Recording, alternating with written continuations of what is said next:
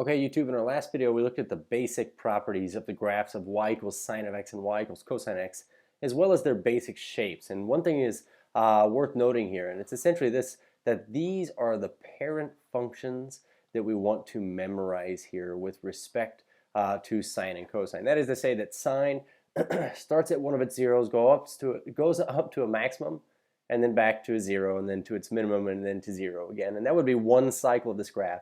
And that its period here, period, is 2 pi. We can see that happens both with our sine graph and our cosine graph. And also we're noting here that our cosine graph starts at a maximum and then goes down to 0 and then to its minimum, back to a 0 and then up to its maximum. But these basic 5 points on each graph, up, down, up, and down, up for sine and cosine respectively, we want to memorize. And so what we're going to do is we're going to formally define what we mean by amplitude and period, and then kind of try to put all these pieces together in order so that we can identify, I guess, these characteristics just from the equation and then sketch a graph based upon what we know about our basic properties of our parent function. So let's start with this amplitude.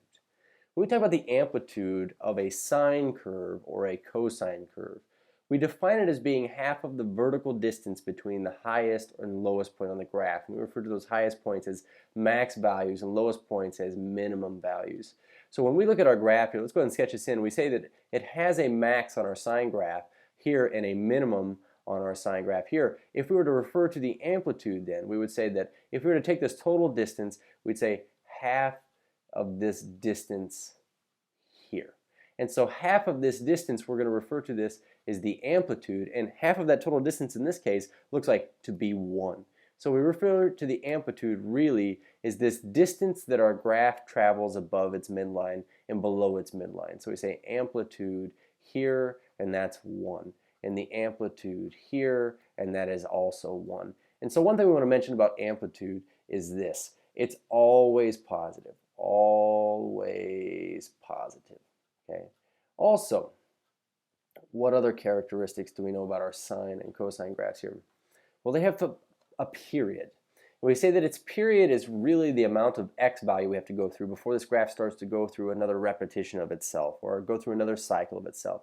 The neat thing about these graphs, we only ever have to really graph one cycle, and then the rest of the graph just goes on forever and never repeats itself. So its period, we say that is the horizontal distance between a point on the graph and then the point where the graph begins to repeat itself. So the interesting thing is, these are sine and cosine curves. You can actually get some really interesting looking periodic graphs that look nothing like sine and cosine, but you can tell because if you were to pick, say, a point on the graph, I'm just going to say randomly pick this point right here, and I were to say, okay, well, let's go through one full cycle of this graph, and I'll kind of highlight this in here. It's like this amount of input that I have to go through before, see, I get to this point right here, before it starts to repeat itself. And the interesting thing is, if I were to say, look at this distance right there. Okay, you got that distance mentally, kind of have that distance there. Let's do this.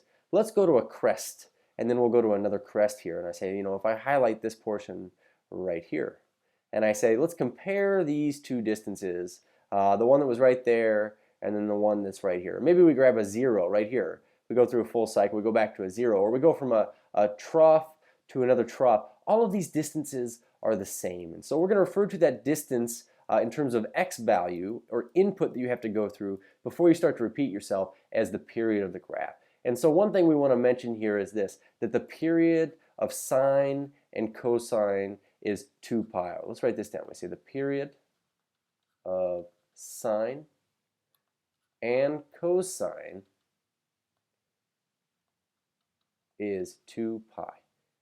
Which makes reasonable sense because you just have a coterminal angle. So here's what we're going to do. We're going to look at these general equations of y equals sine of x and cosine of x and expand them a little bit to include some further values. And so we see that y equals a times the sine of b times x minus c plus d. And one thing that I kind of want to mention here is this. In the past we've seen functions, maybe we see a function here, f of x, which is really just like a g of x, where we say a times g of x minus h plus k, where we have vertical translation, horizontal translation, vertical stretch and shrink, reflection.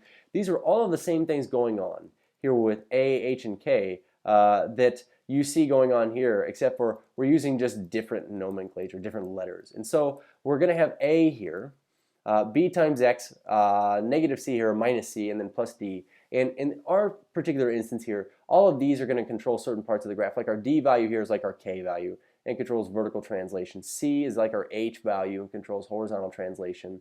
A is like our stretch and shrink and reflection. And then B, we'll talk about, that's horizontal stretch and shrink. So taking a look at this, what we just want to be able to do is really recognize what are the amplitude and the period of our function just by looking at these values. And so let's take a look at just the graph of y equals sine of x here, which we can see here. We say graph of y equals sine of x. We see that sine at 0 degrees or 0 radians starts at 0, and then it goes up to 1 and then to 0 again, then down to -1 and then to 0 here over the course of a 2 pi rotation. And so with this graph here, what I've done is I've put in values for a, b, c, and d. I'm going to put a, let's put in a b here. I'm going to say plus c even though it's a minus c, just to kind of show you a backwards nature here. And so we see our graph here. And what I want you to see is as I adjust the value of a right here, we see that this aspect of our graph is changing. It kind of gets taller or shorter. And one thing it doesn't change is the amount of period that we go through before we go through a full cycle. It still always takes 2 pi to go through a full cycle. But as a is positive here, if I say, well, how about positive 2?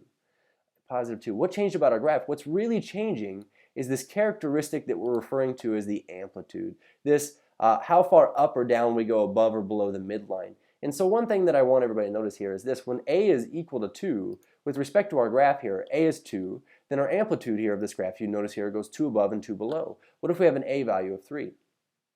If we go with an a value of 3, it would go 3 above, 3 below. So what we can see here is that the amplitude of this graph is always positive number that describes how far above or how far below is directly related to this value of a. As a matter of fact, I would say that the a value is the amplitude. So now, I would like to argue, what if a is -3? You know, would it still have an amplitude of positive 3? And so if by definition we say the amplitude is half the distance from our maximum value to our minimum value, right now our maximum value is at 3 and our minimum value is at -3, and that's a total distance of 6.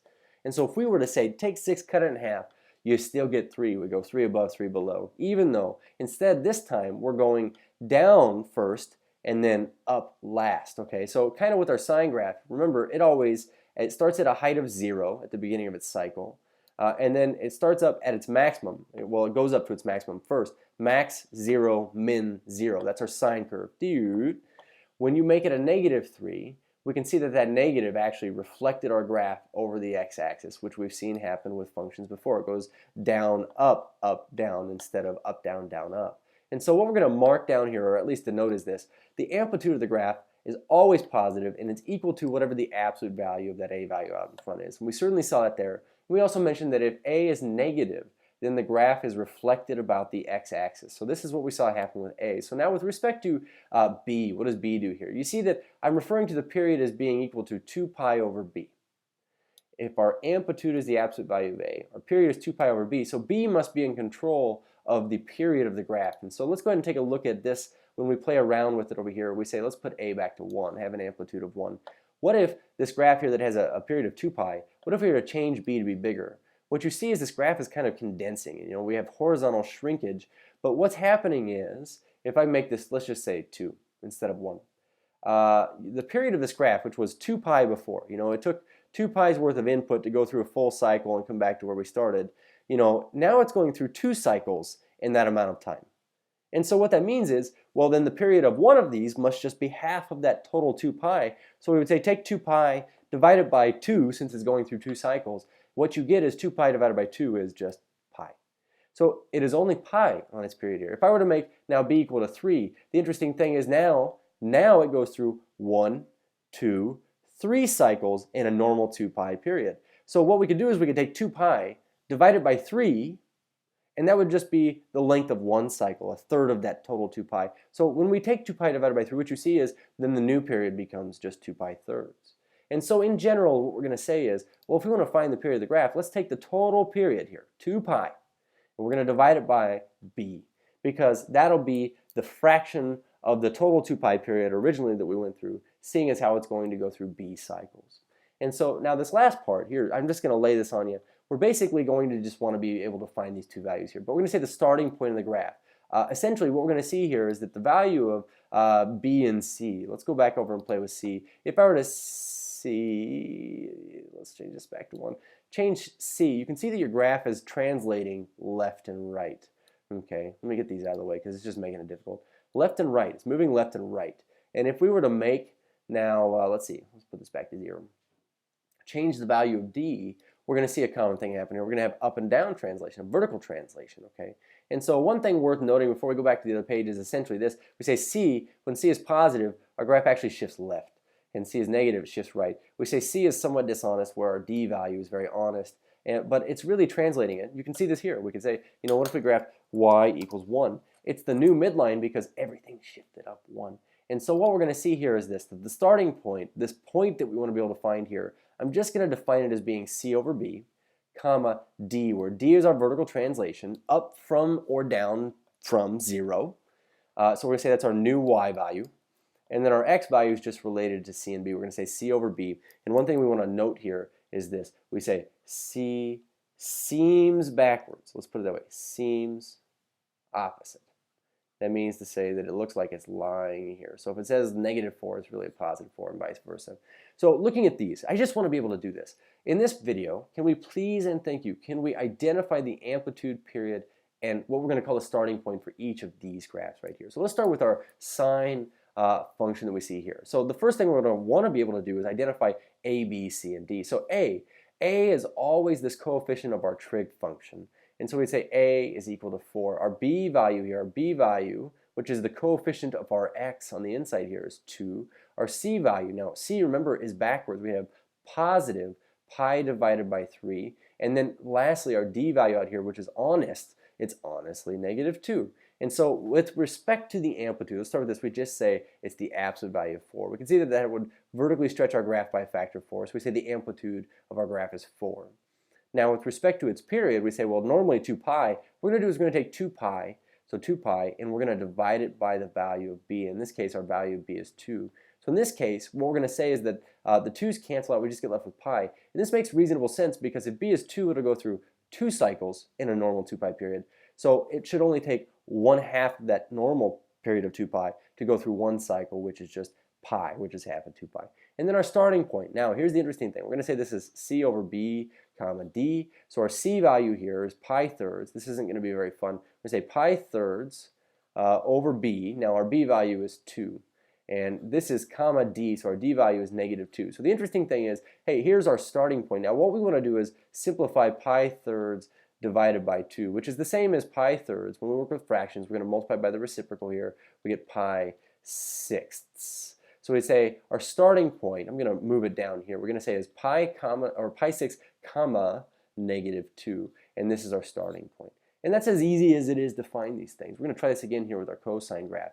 So amplitude to begin with. The interesting thing is, I hope you notice this, is -4. We're going to say it's the absolute value of our a value, which is -4. Absolute value of -4 is 4. Now our period, 2 pi over b. Now our b value, I was kind of hasty on this one. We say a is -4. Looks like b is interesting here. It's 1. C is -3 pi halves. And then d in this case, I don't see a d value out here. So we're going to have a 0 for d value. But our period is 2 pi over b. Well, our b value is 1. So we just have a period of 2 pi like a cosine graph normally would. And then lastly, our starting point would say c over b comma d. So our c value, let's do this here. We say -3 pi halves c over b, which is 1, comma d, which is 0. The interesting thing here is we get anything divided by itself as itself, so we get -3 pi halves, and then our d value is just 0. So here's our starting point. So in our next video, what we'll do is we'll put this together using what we call the framing method. If we can find these 3 things, amplitude, period, starting point, then we can make any graph of any sine or cosine graph.